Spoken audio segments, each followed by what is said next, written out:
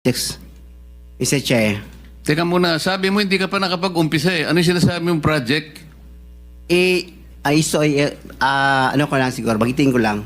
Noong 2003, nakalisensya na kami sa pickup, only category D. Hanggang noong 2024, naging quadruple A na tayo.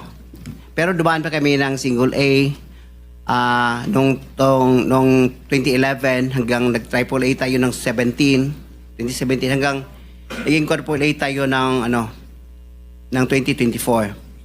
Mr. Secretary, naiintindihan mo ba yung sinasabi niya? Sabi mo hindi ka pa nakapag-umpisa ng project. Paano ka naging quadruple A?